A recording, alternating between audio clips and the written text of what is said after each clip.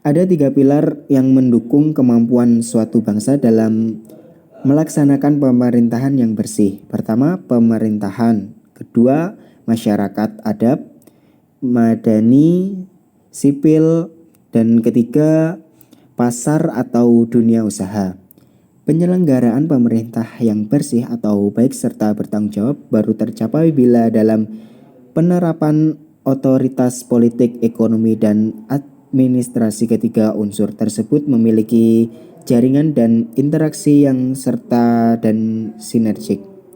Interaksi dan kementerian kemitraan seperti itu biasanya baru dapat berkembang subur bila ada kepercayaan, transparansi, partisipasi, serta tata aturan yang jelas dan pasti. Pemerintahan yang bersih, yang sehat itu akan berkembang sehat di bawah kepemimpinan yang dibawa dan memiliki visi yang jelas.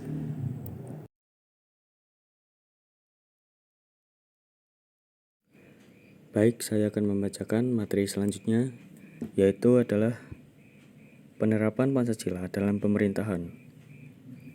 Pancasila yang termuat dalam pembukaan UUD 1945 merupakan landasan bangsa Indonesia yang mengandung tiga tata nilai utama, yaitu dimensi spiritual, dimensi kultural, dan dimensi institusional, di mana dimensi spiritual mengandung makna bahwa Pancasila mengandung nilai-nilai keimanan dan ketakwaan pada Tuhan Yang Maha Esa sebagai landasan keseluruhan nilai dalam filsafat negara. Yang kedua, dimensi kultural yang mengandung makna bahwa Pancasila merupakan landasan falsafah negara, pandangan hidup bernegara, dan sebagai dasar negara. Dan yang terakhir, dimensi institusional mengandung makna bahwa Pancasila harus sebagai landasan utama untuk mencapai cita-cita, tujuan bernegara, dan dalam penyelenggaraan pemerintahan. Lalu selanjutnya ada nilai-nilai Pancasila dalam penyelenggaraan pemerintahan negara adalah sebagai berikut. Yang pertama ada nilai sila ketuhanan yang Maha Esa, yaitu pengakuan adanya kasus prima, yaitu Tuhan Yang Maha Esa, menjamin penduduk untuk memeluk agama masing-masing dan beribadah menurut agamanya, dan tidak memaksa warga negara untuk beragama, tetapi diwajibkan memeluk agama sesuai hukum yang berlaku. Yang kedua ada nilai sila kemanusiaan yang adil dan beradab, yaitu meliputi menempatkan manusia sesuai dengan hakikatnya sebagai makhluk Tuhan, karena manusia mempunyai sifat universal, menjunjung tinggi kemerdekaan sebagai hak segala bangsa. Hal ini juga bersifat universal, mewujudkan keadilan dan peradaban yang tidak lemah. Hal ini berarti bahwa yang dituju masyarakat Indonesia adalah keadilan dan peradaban yang tidak pasif, yaitu pelurusan dan penegakan hukum yang kuat jika terjadi penyimpangan, karena keadilan harus direalisasikan dalam kehidupan bermasyarakat. Yang ketiga ada nilai sila persatuan Indonesia, yaitu meliputi nasionalisme, cinta bangsa dan tanah air, menggalang persatuan dan kesatuan bangsa.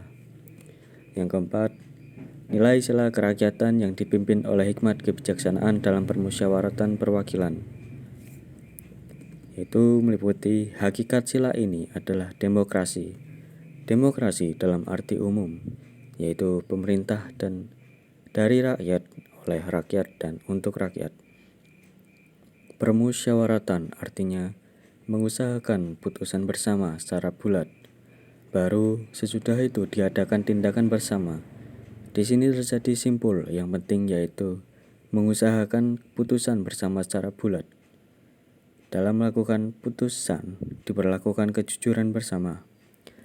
Dan yang kelima dan yang terakhir, yaitu nilai sila keadilan sosial bagi seluruh rakyat Indonesia, yaitu kemakmuran yang merata bagi seluruh rakyat dalam arti dinamis dan berkelanjutan. Seluruh kekayaan alam dan sebagainya dipergunakan bagi kebahagiaan bersama menurut potensi masing-masing.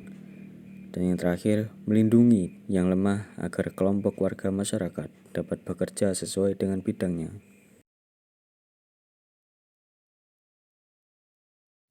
Wujud atau contoh pemerintahan yang baik.